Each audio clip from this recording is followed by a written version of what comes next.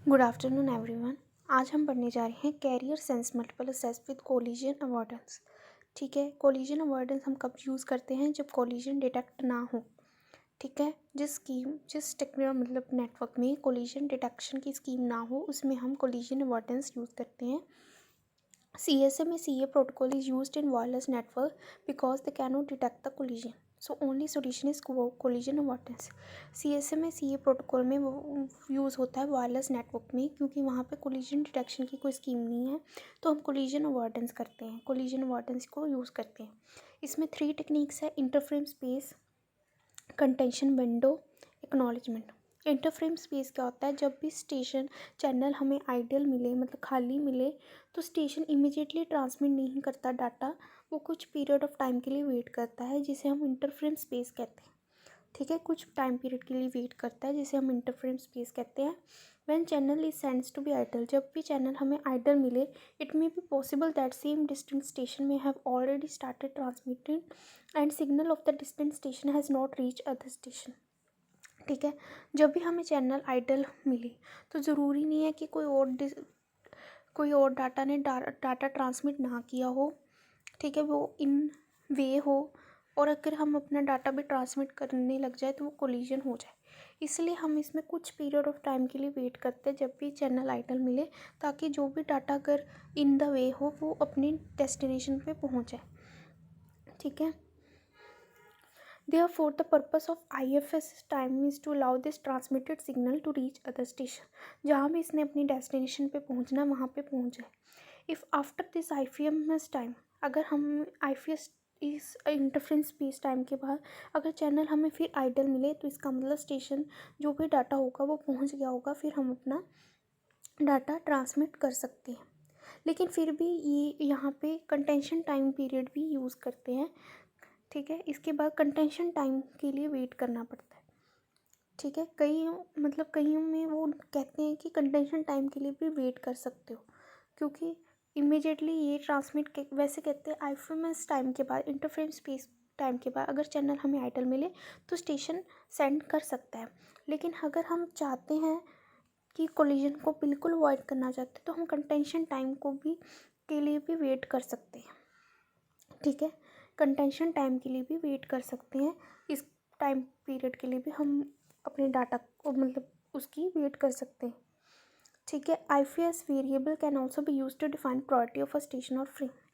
IFS variable से हमें पता लगता है कि हमारी स्टेशन की कितनी प्रायोरिटी, क्योंकि हम स्टेशन वही वेट करेगा जिसकी प्रायोरिटी कम है। जिसकी प्रायोरिटी ज़्यादा है हम उसको पहले सेंड करेंगे, जिसकी प्रायोरिटी बाद में आती है उसको बाद में सेंड करेंगे। ठीक है, कंटेंशन विंडो क्या होता है? कंटेंशन विंडो भी एक अमाउंट ऑफ टाइम होता है, कुछ टाइम की पीरियड के लिए, जो स्लॉट्स में डिवाइडेड होता है। ठीक है, स्लॉट्स में डिवाइडेड होता है। Station that is ready to send chooses a random number of slot as its wait time. ठीक है, इसमें रैंडम नंबर ऑफ स्लॉट, कोई भी स्लॉट हम चूज़ कर सकते हैं, कोई भी random number of slot choose कर सकते हैं। ठीक है, जो स्लॉट्स है विंडो में, ठीक है, जैसे अगर हमने अब इस टाइम पीरियड के लिए वेट किया, ठीक है, उसके बाद हमें स्टेशन आइडल नहीं मिला, बिजी मिला, कोई और डाटा ट्रांसमिट कर रहा हो, तो हमें जो हमारा स्लॉट है वो दुगना हो जाएगा, स्क्वायर हो जाएगा। उसका बाइनरी एक्सपोनेंशियल है, स्क्वायर हो जाएगा। अगर अभी 2 मिनट्स के लिए वेट करना पड़ रहा है तो बाद में 4 मिनट्स के लिए वेट करना पड़ेगा, अगर हमारा स्टेशन बिजी हुआ तो। ठीक है, it means that it is set of one slot the first time and then doubles each time the station cannot detect an idle channel after the IFS time. ठीक है, अगर IFS टाइम के बाद हमें अपना स्टेशन आइडल नहीं मिला तो हम कंटेंशन टाइम पीरियड के लिए वेट करेंगे। ठीक है, कुछ जैसे कोई भी स्लॉट टाइम पीरियड के लिए हम वेट करेंगे। उसके बाद भी अगर हमें अपना स्टेशन फ्री नहीं मिला, आइडल नहीं मिला, बिजी मिला, तो फिर हम डबल टाइम पीरियड के लिए वेट करेंगे। ठीक है, अगर 2 मिनट्स के लिए पहले वेट करें तो अब 4 मिनट्स के लिए वेट करेंगे। In contention window the station needs to sense the channel after each time slot.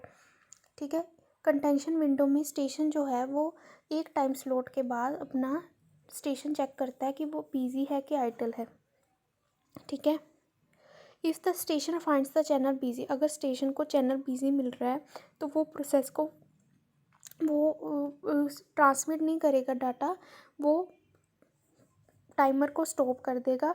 और जब मतलब चैनल आइडल मिलेगा फिर वो अपना डाटा ट्रांसमिट करेगा। जब वो बिज़ी मिलेगा तो वो दूसरे स्लॉट में चला जाएगा, मतलब डबल टाइम के लिए वो वेट करेगा। फिर अगर 4 मिनट्स के बाद भी उसे बिज़ी मिला तो वो फिर 16 मिनट्स के लिए वेट करेगा। ठीक है, डबल मतलब डबल स्क्वायर टाइम पीरियड के लिए वो वेट करेगा। अगर 2 है फिर 4 है फिर 16 फिर 256, इस तरह। If the station finds the channel busy, it does not restart the process, it just stops the timer and restart it when the channel is sensed as idle. Acknowledgement. Despite all precautions, collision may occur and destroy the data. ठीक है, अगर इन दोनों method से भी collision avoid नहीं हो रही तो फिर ठीक है कोलिजन अक्कर हो सकती है। अगर इन फिर हमें क्या है, एक्नॉलेजमेंट की वेट करनी पड़ती है। ठीक है, एक्नॉलेजमेंट की इन प्रिकॉशंस की अगर के साथ भी अगर कोलिजन अवॉइड नहीं हो रहा है तो हम एक्नॉलेजमेंट की वेट करते हैं कि अगर हमारी एक्नॉलेजमेंट हमें मिल गई, पॉजिटिव एक्नॉलेजमेंट, ठीक है, और टाइम आउट भी नहीं हुआ, मतलब हमारा कुछ टाइम आउट नहीं हुआ, हमने टाइम से पहुंचा दिया अपना डाटा और एक्नॉलेजमेंट भी मिल गई, तो इसका मतलब हमारा डाटा रिसीव हो गया डेस्टिनेशन पे। तो फिर हम ठीक है, हमें पता लग जाता है हमारा डाटा रिसीव हो गया और कोलिजन अवॉइड हो गया। ठीक है, ओके, थैंक यू।